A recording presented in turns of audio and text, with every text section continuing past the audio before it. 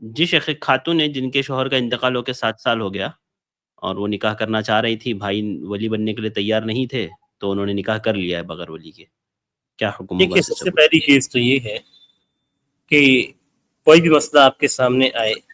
چاہے پریشانی کا مسئلہ ہو یا پھر آسانی کا مسئلہ ہو، دونوں صورتوں میں آپ کو علماء سے رجوع کرنا چاہیے۔ یہ طریقہ اختیار کیا گیا ہے، یہ سوال بعد میں پوچھنے کے بجائے پہلے ہی پوچھنا تھا۔ یہ بہت بڑی غلطی ہے ہماری کہ ہم جب کوئی چیز ہو جاتی ہے، دوسرا اعتراض کرتا ہے، اس کے بعد ہم جا کے علماء سے رجوع کرتے ہیں اور پوچھتے ہیں، جبکہ کسی بھی کام کو کرنے سے پہلے ہمیں علماء سے پوچھنا چاہیے کہ کیا وہ چیز صحیح ہے غلط ہے۔ ایک بار جا کر آپ کسی عالم سے پوچھ لیتے۔ یہاں پہ اب بھائی راضی نہیں تھے اور ان کو معلوم ہے کہ بھائی کی رضامندی سے شادی کرنی ہے، تو پھر کسی عالم سے جا کے پوچھنا تھا کہ ہمارے بھائی راضی نہیں، ہم کس طریقے سے نکاح کریں۔ عالم آپ کو بتلاتے کہ بھائی راضی نہیں ہے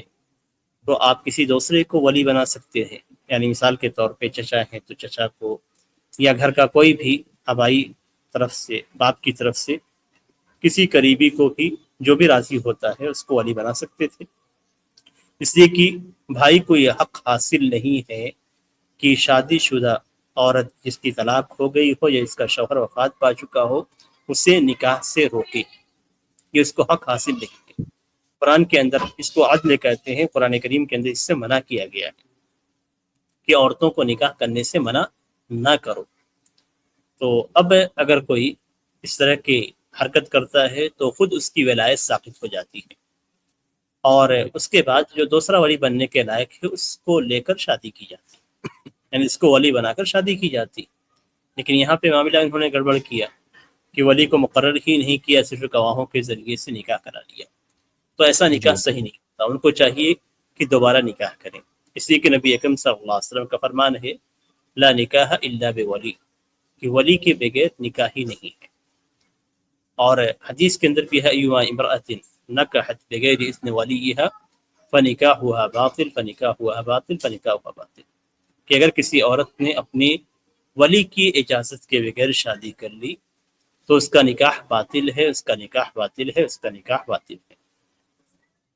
تو یہ اس کا حکم ہے، اس کو چاہیے کہ دوبارہ نکاح کرے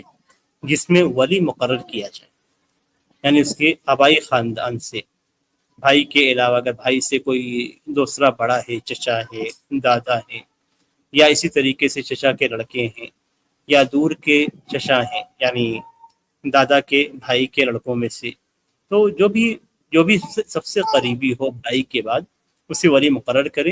اور ولی مقرر کرنے کے بعد شادی کرے، اس لیے کہ اس کے بغیر نکاح نہیں ہوتا۔ ابھی ان کو چاہیے کہ شوہر سے الگ ہوں اور